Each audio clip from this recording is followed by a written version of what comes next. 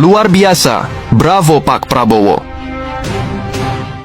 Dunia energi baru saja diguncang keputusan berani dari Presiden Prabowo Subianto. Bukan sekadar gertak sambal, tapi benar-benar terjadi. 4 kontrak migas bernilai miliaran dolar Amerika dengan Singapura resmi dicoret dari daftar. Ya, kamu tidak salah dengar. Indonesia akhirnya angkat tangan dan bilang, cukup sudah.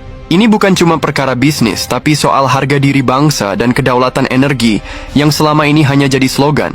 Tapi kok bisa? Kontrak sebesar itu langsung diputus. Apa tidak takut dampaknya? Dan kenapa Prabowo tiba-tiba gaspol? Tenang, kita bedah semua faktanya. Duduk manis, karena ini cerita panjang nan panas. Kilas balik ke tahun 1999, saat negeri ini masih pusing tujuh keliling akibat krisis moneter. Ekonomi merosot, utang menumpuk, dan negara seperti orang kehausan yang rela menjual apa saja. Nah, di saat itulah lahir kontrak-kontrak migas dengan Singapura. Nilainya fantastis. Total 22,5 miliar dolar Amerika, setara dengan sekitar 367 triliun rupiah. Gas dari Natuna dan beberapa blok besar lain, seperti Koridor, Jabung, dan Muara Bakau, dialirkan ke Singapura melalui pipa bawah laut sepanjang 500 km. Namun ini dia masalahnya, harga gasnya dipatok sangat rendah. Hanya 6 dolar Amerika per MMBTU, sekitar 100 ribu rupiah, dan boleh naik maksimal 3% per tahun. Sekarang coba bandingkan, harga pasar dunia sudah tembus 12 hingga 15 dolar Amerika, sekitar 200 ribu hingga 250 ribu rupiah. Gila, kan? Indonesia seperti menjual berlian tapi dihargai seperti batu kerikil. Tidak hanya itu, ada klausul take or pay. Artinya Indonesia harus tetap mengirim gas, meskipun pihak sana tidak butuh. Kalau tidak, ya harus membayar denda. Sementara Singapura? Bebas. Mereka bisa menjual ulang gas kita ke negara lain dengan harga jauh lebih tinggi. Ini bukan win-win. Ini Indonesia yang kalah telak. Sekarang bayangkan, di saat rakyat Indonesia di pulau-pulau terpencil masih banyak yang hidup tanpa listrik, Singapura justru bercahaya terang benderang memakai gas dari kita. Mereka menggunakan gas Indonesia untuk memenuhi 95% kebutuhan listriknya. Sementara di sini, industri lokal kesulitan karena harga energi mahal. Petrokimia, pupuk, baja, banyak yang nyaris mati suri, dan kita masih berpikir ekspor gas itu hebat? Tidak juga, bro. Nah, disinilah Prabowo mengambil langkah gila, namun berani. Dalam rapat terbatas, dia belak-belakan bilang bahwa Indonesia sudah terlalu lama menjadi sapi perah negara lain. Dia tegas, kedaulatan energi itu harga mati. Langkah ini bukan asal nekat. Sejak masa transisi presiden, Prabowo telah membentuk tim khusus, gabungan ahli hukum internasional, ekonom energi, hingga mantan negosiator migas. Hasilnya? Ngeri. Indonesia kehilangan potensi pendapatan 45 miliar dolar Amerika, sekitar 734 triliun rupiah, selama 20 tahun terakhir. Itu setara dengan dana untuk membangun jalan tol, bandara, pelabuhan, sekolah, hingga rumah sakit untuk seluruh negeri. Lebih parah lagi, Badan Pemeriksa Keuangan menemukan potensi kerugian negara sebesar 8,3 triliun rupiah per tahun dari kontrak-kontrak ini. Dan ada dugaan kontraknya dulu penuh permainan. Jadi jangan heran kalau Kejaksaan Agung dan Komisi Pemberantasan Korupsi sekarang sedang melirik ke arah sini. Rumor menyebutkan, ini bagian dari bersih-bersih warisan korupsi di sektor migas. Ingat skandal Papa minta saham? Nah, vibes-nya mirip. Begitu kabar pembatalan diumumkan, dolar Singapura langsung anjlok sebesar 3%, penurunan terbesar dalam 5 tahun terakhir. Pemerintah mereka langsung memprotes, menyebut tindakan Indonesia ini sepihak dan melanggar hukum internasional. Mereka mengacu pada prinsip Pacta Sunt Servanda, alias perjanjian harus ditepati. Tapi dari pihak kita, ada celah hukum yang sah, force majeure, dan perubahan keadaan mendasar, rebus sic stantibus. Apalagi ternyata kontraknya melanggar undang-undang migas yang baru. Jadi kalaupun digugat, Indonesia siap. Bahkan tim hukum sudah menyiapkan strategi pembelaan komprehensif. Menariknya, meskipun Singapura rewel, tidak semua investor panik. JP Morgan menyatakan langkah ini masuk akal. Bahkan BlackRock, pengelola aset terbesar di dunia, justru menambah investasi di sektor energi Indonesia. Namun, lembaga rating seperti Moody's dan S&P mulai menurunkan outlook Indonesia dari stabil menjadi negatif. Alasannya, takut Indonesia tidak konsisten menjaga kontrak. Tapi hey, Prabowo sudah bilang, ini bukan tindakan impulsif, ini strategi. Dan pasar yang fair akan memahami arah besarnya. Pemerintah sebenarnya memberi dua opsi, putus total atau renegosiasi. Namun syaratnya tidak main-main. Harga gas naik minimal 150%, klausul take or pay dihapus, bagi hasil lebih adil dan Singapura harus berinvestasi dalam infrastruktur gas di Indonesia. Dan juru bicara istana mengatakan, bukan kita yang butuh mereka, mereka yang butuh gas kita. Dingin banget. Dampak domestiknya? Banyak industri lokal yang selama ini kesulitan gas, sekarang mulai mendapatkan suplai yang lebih stabil dan murah.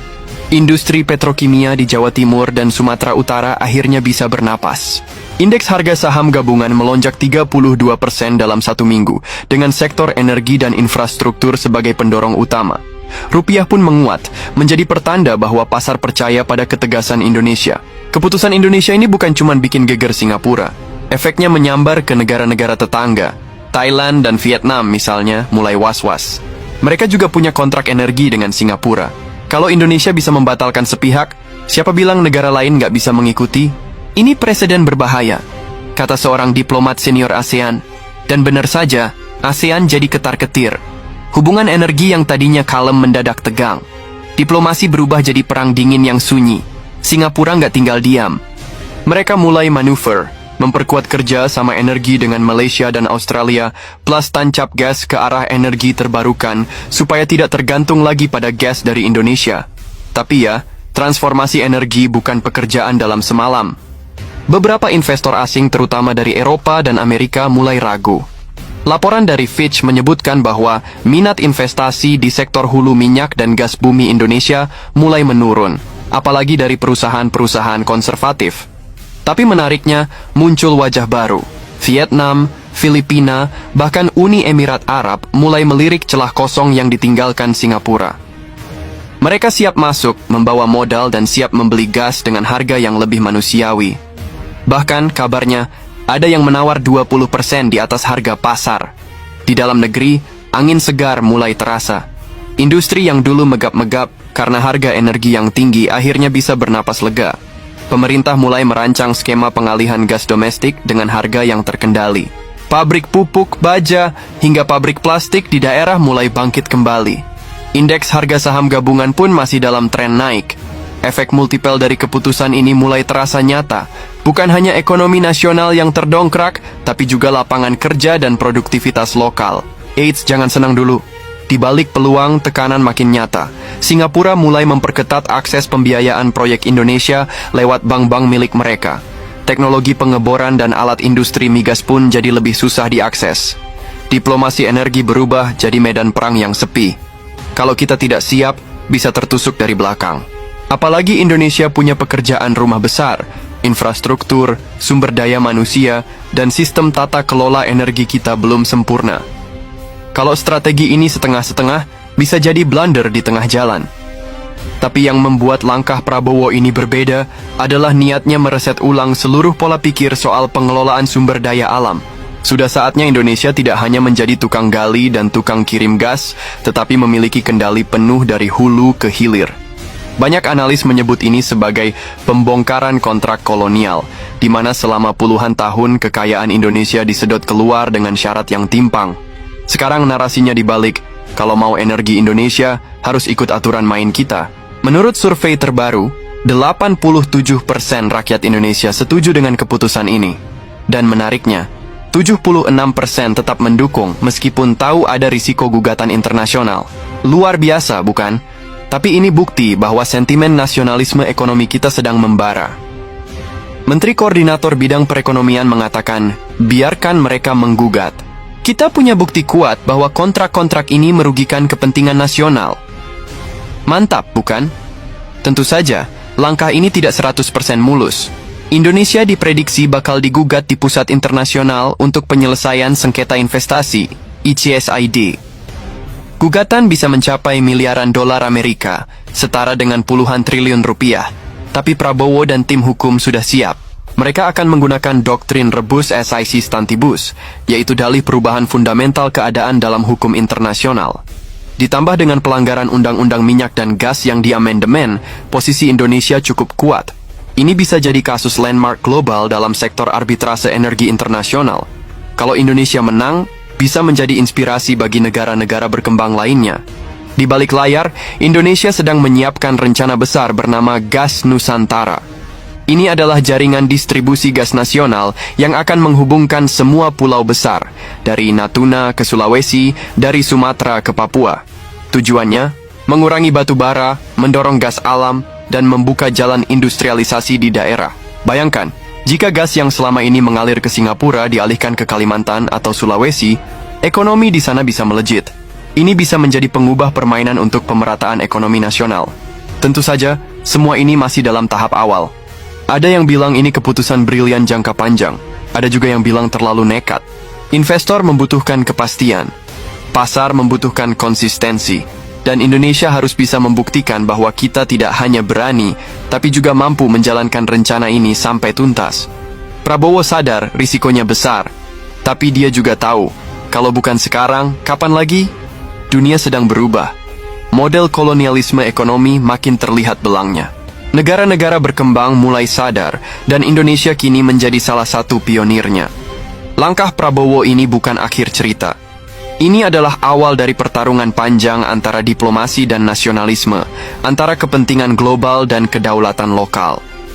Pertanyaannya sekarang, kamu mau cuma menonton atau ikut menulis sejarahnya? Ingat, setiap kebijakan besar selalu datang dengan konsekuensi besar, tapi juga peluang besar. Tinggal kamu berani atau tidak untuk ambil peran. Kalau kamu suka pembahasan soal politik, energi, ekonomi, dan diplomasi seperti ini, ikuti terus update-nya, dan sebarkan video ini ke teman-teman kamu yang masih berpikir bahwa ekspor gas itu selalu menguntungkan.